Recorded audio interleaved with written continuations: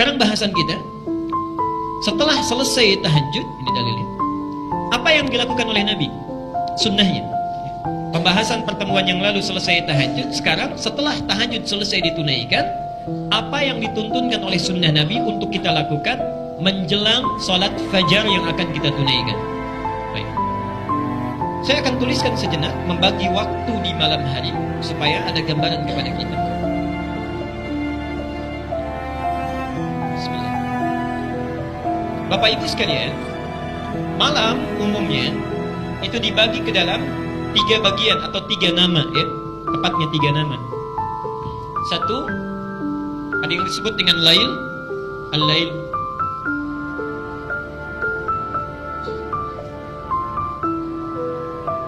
Inna fi khalqis samawati wal ardi wa ikhtilafi baik laili wan nahar. Lail itu malam, nahar itu siang. Misal di Ali Imran ayat 190, di situ tersebut nama lail. Kalau disebutkan lail, itu artinya malam, fase yang membentang dari ba'da isya sampai menjelang fajar. Di ba'da isya sampai menjelang fajar, sampai menjelang fajar. Ini disebut lail. Jadi kalau ada bapak ibu bangun pada saat ini, tidak tidur dulu, misal ba'da isya kita sholat, atau bapak sedang menonton acara, atau ibu pulang dari satu kota, tiba di rumah malam misalnya jam 1, ingin sholat, nah itu bukan sholat tahajud. Sholat bangun itu namanya qiyam, karena dilakukan di waktu lail disebut qiyamul lail. Siap? Qiyam al-lail. Bisa tuh. Di sholat di malam hari yang dilakukan tanpa tidur dulu umumnya disebut dengan qiyamul lail. Nah, kalau kita kemudian tidur terlebih dahulu, bangun di sebagian malamnya, misal dari isya sampai fajar, kita bangun misalnya setengah 3, ya. Setengah 3 kita bangun, 02.30, itu sebagian dari malam, ya. Nah, sebagian dari malam itu, kalau sebagian bahasa Arabnya disambung dengan lail, itu menggunakan min biasanya, minal lail.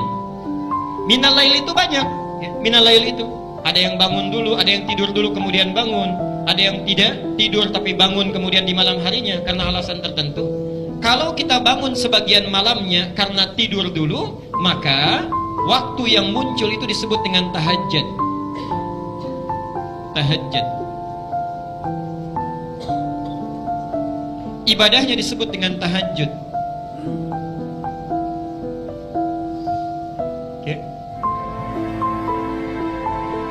Quran surah 17 ayat 79. Wa minal laili, nah, dan dari sementara malam, artinya tidur dulu, sebagian malamnya kita bangun, min fatahajjad bihi, tunaikan tahajud. Jelas sampai sini? Baik. Jadi tahajud itu adalah waktu yang muncul di pertengahan malam setelah kita tidur terlebih dahulu. Jelas poinnya? Baik.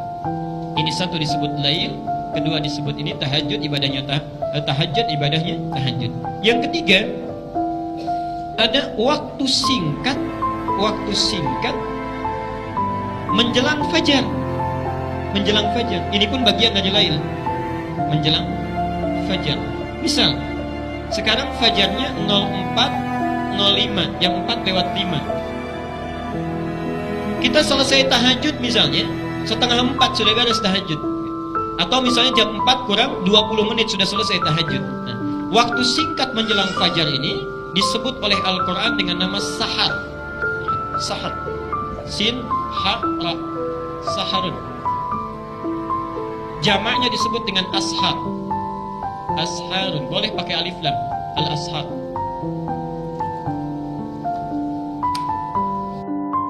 Waktunya disebut sahar. Jamaknya adalah ashar, ya. Kurang lebih barangkali 20-30 menit menjelang fajar, ya. Masuk pada kategori ini. Nah, mohon maaf, aktivitas yang dilakukan di waktu ini disebut dengan sahur. Itu aktivitasnya.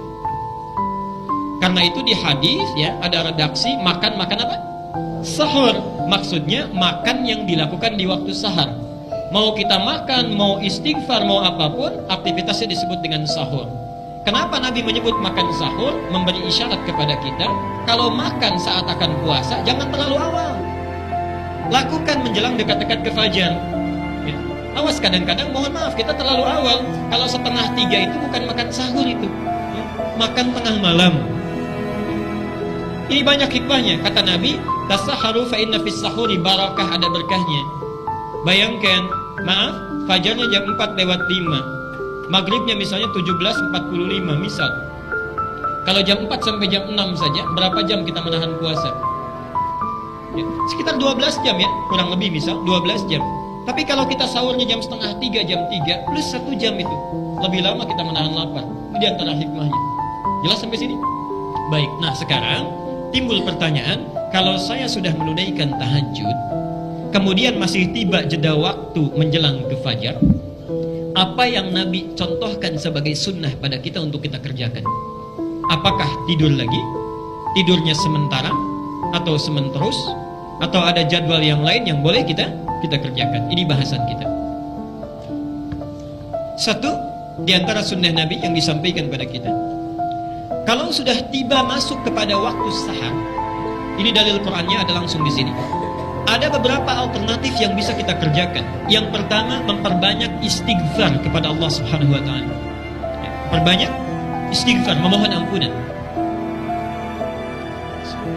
Dalilnya tolong dibuka Quran surah 51 ayat ke-18. Bahkan itu langsung kalimatnya, langsung kalimat Quran. Wabil ashari hum yastaghfirun. Ada ayatnya. Wabil ashari hum yastaghfirun. Mohon sabar belajar dengan saya, karena saya akan uraikan dengan terperinci setiap kalimatnya.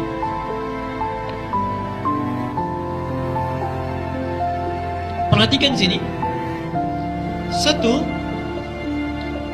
di situ ayatnya diawali dengan kata waw. Wabil ashari hum yastaghfirun. Waw, kemudian ba.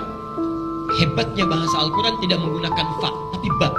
Padahal Allah bisa mengatakan wafil ashari hum yastaghfirun, tapi dirubah dari fa menjadi ba. Wabil ashari hum yastaghfirun. Saya tuliskan sini.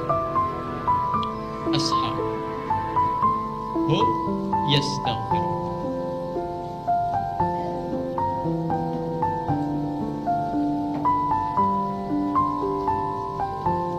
Wa di sini menunjuk kepada waw ataf. Dalam istilah bahasa Arab, ataf.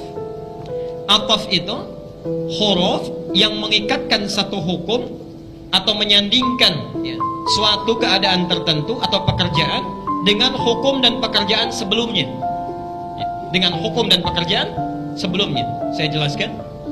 Ketika Allah mengawali ayat 18 dengan waw ini, Allah ingin menjelaskan bahwa istighfar ini sebetulnya satu rangkaian dengan ibadah sebelumnya. Sebelum ayat ini disampaikan, ada ibadah yang dilakukan. Setelah ibadah itu selesai, disambung dengan yang ini. Seakan-akan ingin menyampaikan, kalau ibadah yang sebelumnya itu ingin sempurna, sandingkan dengan yang ini. Apa ibadah sebelumnya? Subhanallah, hikmahnya itulah tahajud. Itulah tahajud. Tolong dibaca dari ayat 15-nya. Saya langsung sampaikan. Innal muttaqina fi jannatin wa uyun. Di antara orang takwa itu ada yang tempat tinggalnya di surga, langsung di taman surga. Taman surga. Nanti insya Allah lain waktu dibahas dengan terperinci. Surga itu punya 4 level. Tingkat pertama bersama Rasulullah, ini saya sering istilahkan dengan VVIP, itu bersama Nabi. Yang kedua, VIP, ini taman surga, tingkat kedua. Yang ketiga, surga yang luasnya seluas langit dan bumi. Subhanallah, kelas bisnis itu. Itu ada di Quran surah Ali Imran ayat 133 dan 134. Dan yang terakhir itu kelas ekonomi, ya. Digambarkan surganya, tidak disebutkan apa di dalamnya, cuma digambarkan oleh Nabi, mala ainun ra'at wala udhunun sami'at wala khatara ala qalbi bashar. Ya. Itu ada di kitab As-Siyam nomor hadis yang pertama. Sekarang lihat, apa keunggulan taman surga? Yang masuk ke sini, kalau di surga biasa, itu kalau ingin sesuatu yang melayani pelayan surga, namanya wildanun muhalladun. Wildan itu jamak dari kata walad. Wildan, jamaknya walad. Walad itu nama umum bagi anak-anak, mencakup laki-laki dan perempuan. Di sini ditafsirkan oleh ulama, kalau bapak misalnya yang minta, laki-laki yang minta, subhanallah, ada yang melayani bidadari surga. cantiknya luar biasa, keindahannya luar biasa, dan sudah tidak ada nafsu di situ, karena tugasnya untuk nikmat saja, nggak ada ibadah. Ibu juga begitu, begitu ingin sesuatu yang datang pangeran surga, datang wildanun mukhalladun di Quran, ingin minum saja, bi aqwabi wa abarika wa ka'sin min ma'in, datang bawa gelas dengan senyum yang sangat memesona, yang terbuat dari kemilau emas mutiara yang sangat berkilauan, belum pernah dilihat di bumi, didengar oleh telinga, dan terlintas dalam pikiran kita. Saking indahnya, ini baru kelas ekonomi yang biasa. Tapi taman surga, akhidina ma atahum rabbuhum, ingin apapun Allah langsung yang kasih tanpa perantara, kun fayakun ada. Allah langsung yang kasih. Bahkan ada orang, ini unik ini kisahnya. Orang ini orang sederhana, tapi ingin sekali masuk ke sini. Dia lakukan amalannya, nanti kita akan lihat apa amalannya. Orang ini orang biasa, bukan orang yang kaya, kadang-kadang kekurangan dalam hidupnya, tapi ditunggangi ayat ini, amalannya kemudian dilakukan. Subhanallah, muncul Al-Baqarah ayat 25. Wabashshiril ladzina amanu wa 'amilus solihati anna lahum jannatin tajri min tahtiha. Masuk dia ke taman surga, banyak mengalir sungai-sungai di bawahnya dan indahnya luar biasa. Tapi yang menarik, perhatikan, kullama ruziqu min rizqa, setiap kali diberikan rezeki, qalu hadzal ladzi ruziqna min qablu wa utubihi mutasyabiha. Ini kan dulu yang saya inginkan. Kok mirip betul ya? Saya ilustrasikan, misal mau ke sini, lihat di situ ada orang jualan ayam goreng. Mau beli nggak sempat beli dan nggak punya uang untuk membelinya. Masuk ke masjid ini, misal meninggal, masuk taman surga, begitu terfikir, cling, sudah ada. Mirip ya seperti dulu yang diinginkan. Itu taman surga, dan tanpa perantara, Allah langsung yang memberikannya. Mudah-mudahan kita bisa masuk ke dalamnya. Tidak cukup dengan amin, tapi kita lihat dulu amalannya apa. Yuk, kita lihat, tunggangi amalannya baru amin. Baik? Apa amalannya? Kanu qabla dzalika muhsinin, saat di dunianya penghuni taman surga itu orang-orang baik. Apa amalannya? Kanu qalila minal laili ma yahja'un. Orang-orang ini qalilan, sedikit sekali, ma yahja'un, tidurnya sedikit tidur. Subhanallah.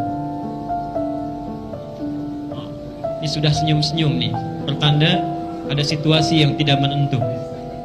Memang tipis bedanya, ini sedikit tidur, ini sedikit-sedikit. Lihat sini, qalilan minal laili ma yahja'un. Ayat ini bisa dibaca dengan dua waqaf, bisa berhenti di kanu qalila. Artinya penghuni ini gak banyak. Kalau kita baca berhenti waqaf jadi qalila, penghuninya gak banyak, kalangan elit ini sedikit. Minal laili ma yahja'un, amalannya ini. Tapi kalau kita teruskan, peluang lebih lebar. Kanu qalilan minal laili ma yahja'un. Mereka itu kanu, amalannya qalilan minal laili ma yahja'un, sedikit tidurnya, banyak tahajudnya. Tidak cukup dengan tahajud, karena itu menggunakan wabil ashari hum yastaghfirun. Selesai menunaikan tahajud, tenang sebentar, lihat hebatnya, tidak menggunakan fa tapi menggunakan wa. Kalau fa itu artinya nggak ada jeda. Fabil ashari, fa artinya selesai tahajud langsung istighfar. Ini tidak. Kenapa menggunakan waw?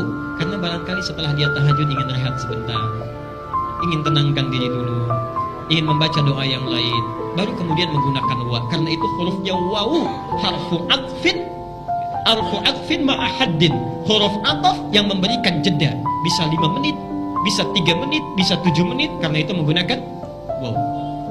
Kemudian ba, wabil ashari, tidak pakai fa. Kalau menggunakan fa, itu artinya istighfar saja biasa. Tapi kalau menggunakan ba itu harful ilsaq, yang melekatkan, mendekatkan sesuatu kepada kita. Jadi orang ini membaca istighfarnya bukan di lisan saja, tapi dihadirkan makna istighfar ke dalam dirinya, dirasakan, dosanya dipahami, diingat-ingat betul. Karena itu menggunakan ba, itu bukan istighfar biasa. Jadi kalau Bapak Ibu ada isyarat di ayat ini, kalau kita ingin mendekat kepada Allah, jangan cuma banyak kuantitasnya disebutkan, subhanallah, subhanallah, alhamdulillah, Allahu akbar. Tidak. Yang diinginkan setiap disebutkan, pahami maknanya. Kemudian ukur ke dalam diri kita, dosa, berapa banyak dosa yang sudah kita kumpulkan. Perhatikan indahnya Allah, nanti saya sebutkan hadis kuncinya. Ini di sini dulu ya. Ba. Jadi kita membaca istighfar itu, kenapa menggunakan huruf ba, harful ilsaq? Ada isyarat jangan cuma dibaca, tapi hadirkan maknanya ke dalam diri kita. Kenapa ini penting? Al-Muzammil ayat yang ke-6. Ya. Inna nasyi'atal laili hiya asyaddu watta wa aqwamu qila. Karena kalimat-kalimat yang diucapkan di pertengahan malam, di penghujungnya, itu lebih menyentuh ke dalam hati. Siang-siang istighfar beda dengan istighfar sebelum subuh. Itu lain suasananya. Tenang, sejuk, ya. Ada kontemplasi yang tenang. Subhanallah. Teruskan. Ini sudah ashar. Tadi ashar itu bentuknya jama' atau tunggal? Jama', tunggalnya ini sahar. Ini singularnya tunggal, ini jamaknya plural. Ini menunjuk pesan bahwa orang ini istighfarnya tidak cuma 1 kalimat, 2 kalimat, bukan 1 detik, 2 detik, bukan 1 menit, 2 menit, tapi seakan-akan mengisi waktu luangnya setelah tahajud, memaksimalkan ini sampai tiba fajarnya. Banyak istighfarnya, banyak, karena dia merasa dosanya pun tidak sedikit. Saya mohon maaf, ini dari bangun tidur sampai hari ini jam 9 kurang ini, ada tidak di antara kita yang tidak berdosa? Pasti ada itu, pasti ada. Minimal pikiran kita sudah keliru. Kadang-kadang taklim saja, keluar dari taklim bisa membawa dosa itu, bisa. Minimal ustadznya yang dibicarakan, itu ya. Baik. Jadi ketika kita bangun, kenapa tidak menggunakan sahar? Artinya, kalau masih ada peluang waktu sebelum fajar, ayo maksimalkan dengan istighfar. Jangan tunda waktu ini dibuang untuk yang tidak bermanfaat. Ayo ingat dosa kita, kumpulkan. Kemudian, hum yastaghfirun. Kalimatnya menggunakan kata al-ghafar. Yastaghfirun. Perhatikan sini. Dan mereka pada saat di waktu sahar menjelang fajar memperbanyak istighfar kepada Allah. Sifat kesalahan manusia itu umumnya ada 4 sifat. Ada 4 sifat. 1, kesalahan yang belum tentu mengandung dosa. Dia salah tapi belum tentu berdosa, ya, belum tentu. Itu disebut dengan khata. Khata'un. Jamaknya kalau salahnya banyak khataya. Khataya. Misal, jadwal ta'lim jam 8. Saya datang jam 8 lewat 5. Salah tidak? Salah. Dosa tidak? Belum tentu. Kalau di jalan macet mau bilang apa lagi? Ya? Misal ya. Jadi kesalahan belum tentu mengandung dosa, itu khataya. Diturunkan sifat Allah untuk memaafkan kesalahan ini sekalipun belum ada dosanya. Namanya al-afwu. Al-afwu. Kesalahan ini bisa muncul, mohon maaf ya, karena lupa atau karena salah ya. Ada lupa, ada salah. Yang kedua, kalau ada orang berdosa, ya, salah kemudian dosa, tapi kadar dosanya masih kecil, masih ringan, ya, masih ringan. Dengan istighfar dia bisa hilang, okay. Dengan sholat bisa dihapuskan. Itu disebut dengan dzambun. Dzambun. Dzal nun ba. Kalau masih sedikit, diturunkan sifat Allah yang mengampuni ini dosa dengan kadar yang ringan. Namanya ghafir. Bukan di surat Al-Ghafir atau Al-Mu'min. Ghafiriz dzambi wa qabilit taubi. Ghafir. Yang kedua, subhanallah, dosanya agak banyak ini. Sudah salah, kemudian berdosa. Mohon maaf, Pak. Salah, berdosa, dosanya agak banyak. Berubah namanya menjadi dzunubun. Dzambun jadi dzunubun. Dinaikkan lagi sifat Allah mengampuni yang ini. Subhanallah. Apa namanya? Ghaffar. Surat Nuh nanti kita lihat. Faqultu astaghfiru rabbakum innahu kana ghaffara. Naik lagi, wah banyaknya luar biasa. Ditambah lagi dengan zalim. Adz-dzunubu ma'adz-zulmi. Adz-dzunubu ma'adz-zulmi. Ini sudah berdosa, berbuat zalim. Yang ini membunuh, yang ini bunuh sambil disiksa dulu. Ini bunuh sambil mutilasi dulu. Masih mungkin gak dimaafkan? Diturunkan sifat Allah yang selanjutnya. 1 al-afu, 2 ghafir, 3 al-ghaffar, yang ini ghafur. Ghafur. Kurang apa lagi nih ya? Yang terakhir, ada orang dosanya, kalau ini memang dosa besar misalnya, besar tapi 1 atau 2 dosa. Yang terakhir ini kompleks, banyak sekali dosanya. Kalau yang ini cuman bohong saja misal, yang ini meninggalkan sholat, yang ini mabuk-mabukan, yang ini membunuh, yang ini yang terakhir diborong semuanya. Itu bahasanya israf. Israf.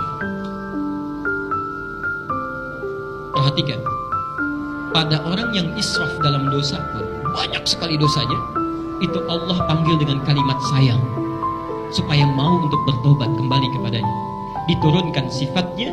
Di sini ada sifat Allah yang memberikan ampunan kepada orang-orang seperti ini. Ghafurun ditambah rahim. Sifat rahmatnya langsung diberikan, bukan yang ini lagi. Sifatnya disebut dengan rahmat, Allah yang mengampuni disebut dengan rahim. Perhatikan Quran surah 39 Az-Zumar ayat 53. Qul ya ibadiyalladzina asrafu ala anfusihim. Muhammad, coba katakan pada hamba-hambaku yang mungkin mereka banyak dosanya tak terlukiskan, selama masih ada kesempatan nyawanya belum ditenggorokan, la taqnatu min rahmatillah. Ayo, jangan putus asa dari rahmat Allah. Perhatikan sini, salah sedikit sudah dimaafkan, dosa dikit mau diampuni, bertambah ada ampunannya, banyak ada juga ampunannya, banyak sekalipun ada ampunannya. Kalau dengan semua ini belum juga tersentuh untuk mau bertobat, dengan cara apa lagi Allah mesti mengampuni? Ini semua sudah ada, pilihannya kita mau tidak bertobat. Setiap malam subhanallah, saking sayangnya Allah pada kita, nanti saya akan bacakan hadis qudsinya, itu menunggu ya, turun ke langit dunia, menawarkan 3 hal pada hambanya. Duhai hambaku, siapa yang ingin rahmatku aku berikan, yang meminta aku kabulkan, yang ingin memohon ampunan aku ampuni sekarang. Itu tiap malam. Bahkan menjelang subuh masih dipanggil, hayya 'alal falah, as-salatu khairum minan naum. Ayo cepat sini, salat lebih baik daripada tidur. Setan nutup pakai bantal, tidur lebih enak, gitu kan? Nah sekarang saat kita bangun itu setelah tahajud, tiba di waktu sahar, coba renungkan selama hidup sampai malam itu, dari mulai balik gitu ya, kesalahan apa yang kita perbuat walaupun belum ada dosanya. Ingat, jangan sekarang saja, dulu waktu sama orang tua, sama ibu apa yang dilakukan, atau ibu kepada anak-anak. Nah jangan nangis ya, waktu kecil itu si anak, nanti kalau nggak nangis ibu belikan permen 1 truk. Bisa, ada yang seperti itu, nanti dibelikan mobil-mobilan dengan pabriknya. Misal memang nggak ada dosanya karena nggak niat, tapi salah. Ayo khata, coba ibu dalam sehari dosa apa terhadap Allah melalui suami yang dilakukan. Bapak begitu sebaliknya terhadap ibu. Kepada anak-anak kita diingat-ingat, betul dirasakan, betul. Subhanallah, turun Al-Baqarah ayat 286, itu yang paling hebat. La yukallifullahu nafsan, Allah tidak mungkin kasih beban orang hidup melebihi kemampuannya, sesuai dengan kadar hidupnya. Lahama, orang sudah punya bekal, silahkan jadikan ibadah. Pakainya lam, hebat sekali. Lam itu pemberian yang sangat lembut, indah. Laha, kalau orang ini mau berbuat baik, maka sahabat dari perbuatan baiknya akan diberikan pahala yang melimpah. Laha. Tapi kalau orang ini melenceng, memilih melakukan perbuatan maksiat, dirubah dari ala menjadi dari la menjadi ada. Jadi sulit, maaf. La dengan ala, panjang mana hurufnya? La atau ala? Ingat, kalimat ala itu juga menunjuk kepada beban. Kenapa di sini menggunakan kalimat ala? Seakan-akan memberi isyarat, memang maksiat itu awal dilakukan mudah, tapi kalau sudah dilakukan seakan-akan ringan, setelah itu jadi beban, itu kepikiran, merasa bersalah dan sebagainya. Karena itu kalimatnya menggunakan ala. Wa 'alaiha maktasabat, bukan kasabat lagi, tapi mak. Subhanallah. Lihat indahnya Allah. Paham bahwa manusia itu tidak ada yang sempurna, pasti banyak yang maktasabat. Untuk meringankan beban kita, diturunkan kalimat setelahnya, Rabbana la tu'akhirna in nasina khata. Prakteknya Al-Bukhari nomor hadis yang ke-711, dibaca dalam setiap kali salat. Bacaan doa iftitah kita, Allahumma ba'id baini wa baina khataaya kama ba'adta baina. Subhanallah, itulah rahasianya kenapa kita baca iftitah, membaca Allahumma ba'id. Allah meminta kepada Allah, ya Allah, hapuskan dosa saya walaupun kesalahan yang tidak ada dosanya. Muncul hadis, salat yang satu dengan yang lainnya menghapuskan dosa-dosa yang pernah dilakukan pada saat itu, kalau bacanya paham. Kalau sedang salat yang dibaca Allahumma ba'id, pikirannya kearisan, itu gak akan dapat ya, gak nyambung. Rabbana la tu'akhidna in nasina aw akhtana, Rabbana wa la tahmil isran kama hamaltahu 'alal ladzina. Itu adalah dzambun wa dzunubun wa dzulmun. Rabbana wa la tuhammilna ma la ta, itu israfun. Perhatikan, diturunkan sifat Allah seluruhnya. 1, fa'fu, al-'afwu, memaafkan yang khata. wa'fu anna. Kemudian waghfir lana, ghafir, ghafar, ghafur. Kemudian warhamna, rahim. Kurang apa lagi? Anta maulana fangsurna 'anil qaumil. Subhanallah. Kalau ditawarkan tiap hari Allah menunggu, sudah dipanggil, ditunggu-tunggu mau diampuni, kitanya nggak datang, kurang apa lagi perhatian Allah? Jadi wajar kalau Allah tuh maha sangat marah itu. Maha marah kalau di akhirat ada orang nggak mau tobat. Jelas ya? Kita teruskan dulu sebentar, nanti kita berhenti di jam 9 untuk diskusi barangkali. Yang kedua, memperbanyak doa. Memperbanyak doa.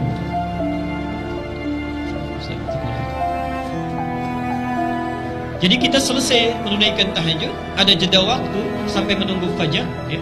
Subhanallah, manfaatkan dengan perbanyak istighfar, satu itu. Yang kedua, kalau masih misalnya kita cukup dengan istighfar, alhamdulillah, hati sudah tentram, sudah meminta, ayo sibukkan dengan doa.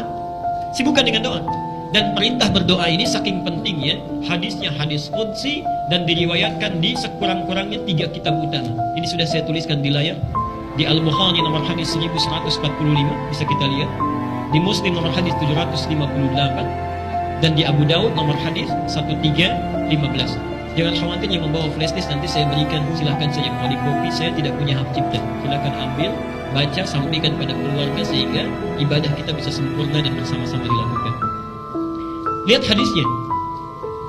Lihat hadisnya tadi yang saya bacakan sebagiannya. Yanzilu Rabbuna tabaraka wa ta'ala. Ini hadis qudsi.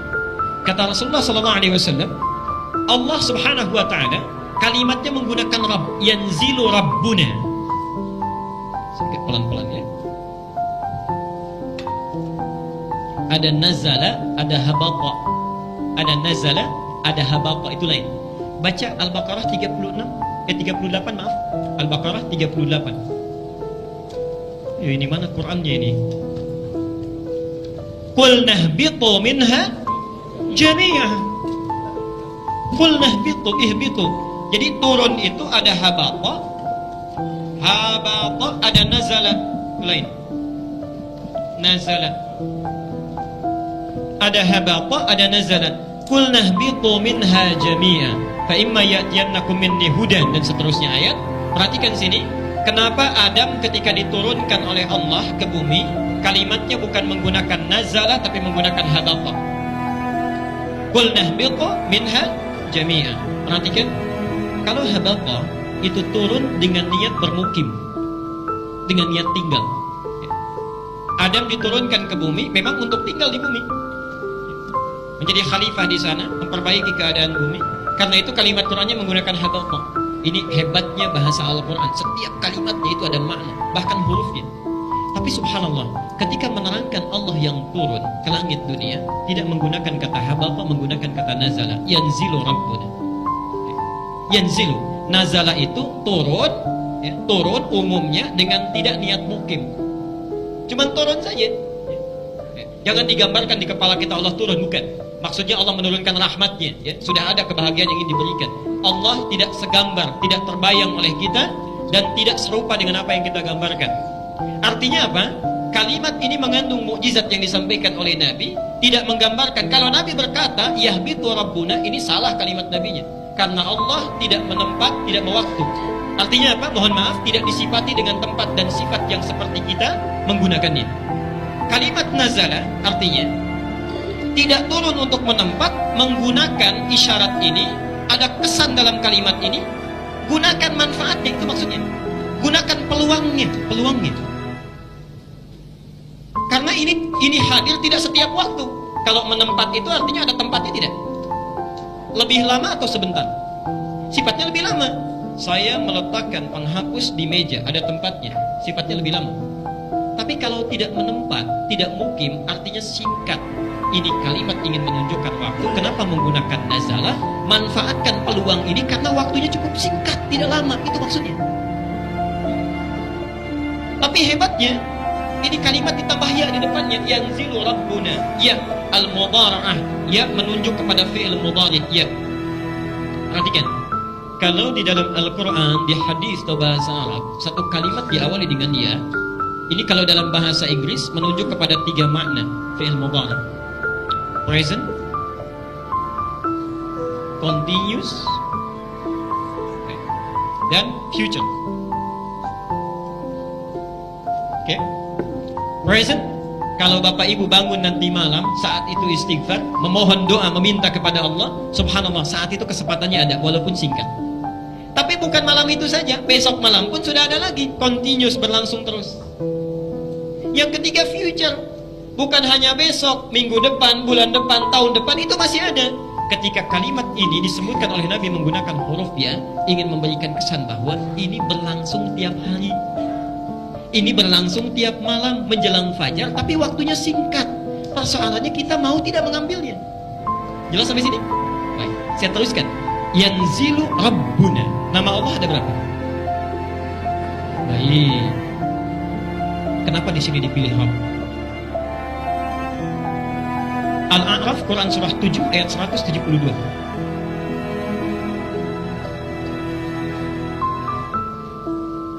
Agak sabar ya sebentar.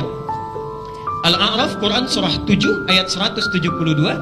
Tafsirnya, catat, tafsirnya, syarahnya, hadis yang paling mudah saja, Al-Arba'in An-Nawawiyah, nomor hadis yang keempat dari Abdullah bin Mas'ud. Perhatikan di sini.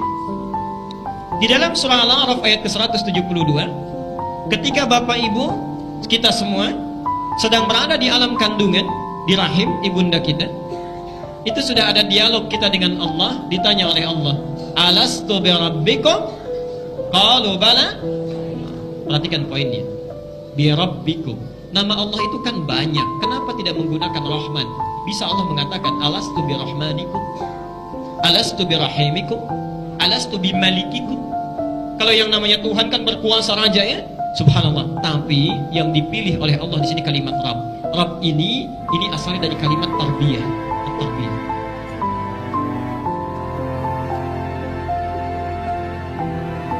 Perhatikan. Maknanya setidaknya memiliki 3 makna. Satu, yang memberikan perhatian, perawatan, dan mencukupkan segala kebutuhan.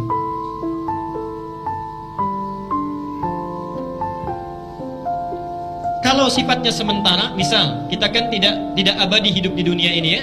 Orang tua memperhatikan anaknya, merawat dengan baik, dicukupkan kebutuhannya. Kalau sifatnya sementara disebut dengan murabbi. Murabbi. Pernah dengar istilah murabbi? Ini ada murabbi saya, maksudnya yang melihat saya, memperhatikan saya, merawat saya. Orang tua itu murabbi kita. Perhatikan. Tapi kalau sifatnya tanpa batas, abadi, tidak tersekat dengan sesuatu hal apapun, dirubah dari murabbi menjadi rabb. Kalimatnya tidak panjang tapi berbentuk pendek karena dia tidak disekat oleh apapun, dan cepat pemberiannya. Seakan-akan ketika kita ditanya oleh Allah, siap tidak kamu mengakui saya sebagai Tuhan yang nanti selama hidup akan saya perhatikan perjalanannya, saya rawat supaya kamu tidak gelisah. Kalau kamu salah saya ampuni, saya maafkan. Dosa saya ampuni. Kalau kamu butuh sesuatu saya berikan rezeki. Diatur oleh Allah semua. Kalau ibu ada yang menawarkan seperti itu atau bapak, silahkan. Mau apa saja saya berikan. Salah saya maafkan. Ingin apapun saya coba penuhi. Mau tidak?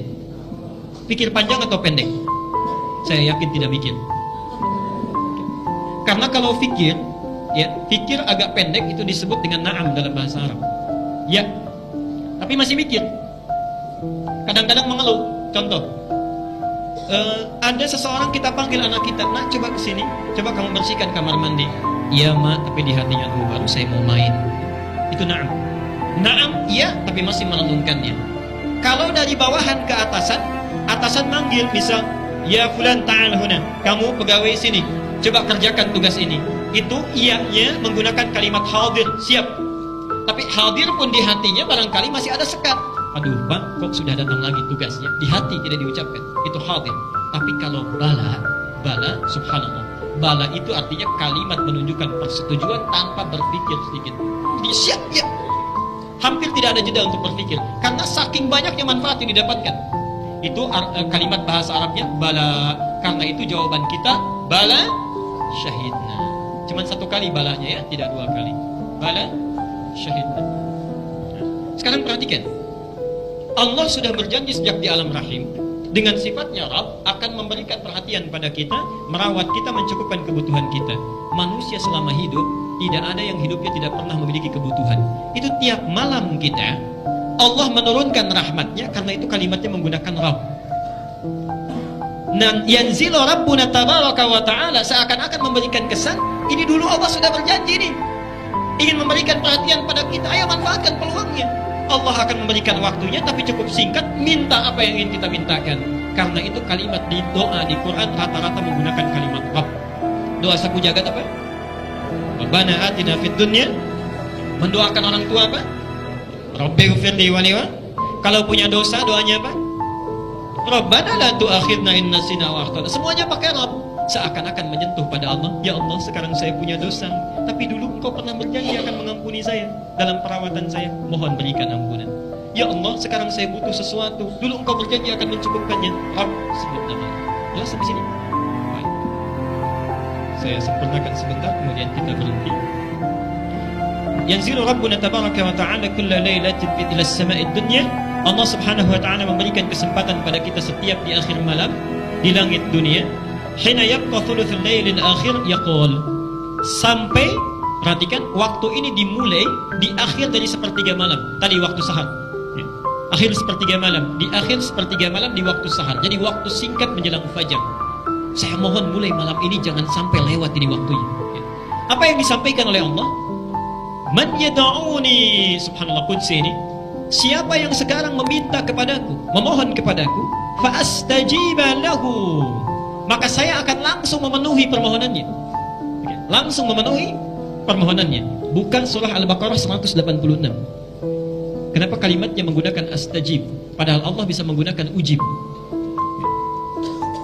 Quran surah 2 ayat 186. Nanti setelah selesai kajian ini saya akan membuat perjanjian ini dengan semua jamaah di sini. Saya akan ada 2 syarat. Kalau syarat ini tidak terpenuhi, saya nggak akan datang lagi ini, insyaallah ya. Nanti di akhir kita, tolong ingatkan saya ya. Perhatikan. Wa idza sa'alaka ibadi anni fa inni. Baik. Kalau ada hambaku Muhammad bertanya kepadamu, mencari-cari aku, katakan padanya, sungguh aku sangat dekat. Kalau ada orang mencari-cari Allah, umumnya itu ada apa? Ada keperluan ya? Mau minta. Jadi ada hamba yang dicari-cari Allah, ada hamba yang mencari-cari Allah. Yang dicari-cari Allah itu yang banyak dosanya, dicari oleh Allah, diberikan hidayah supaya mau kembali. Yang mencari Allah biasanya ada 2 tipe. Satu yang semangat sedang ibadah, yang kedua sedang butuh. Lihat sini, indahnya kalimat Quran. Muhammad katakan kepadanya, fa inni qarib, pakai fa, nggak ada jeda. Sungguh aku sangat dekat, untuk meyakinkan kita supaya tidak putus asa. Ini masih ada Tuhan yang dekat dengan saya. Langsung dijawab, ujibu da'watan. Perhatikan, kalimat di sini menggunakan ujib, tapi di hadis qudsi ini menggunakan astajib. Apa bedanya? Teruskan dulu ayatnya.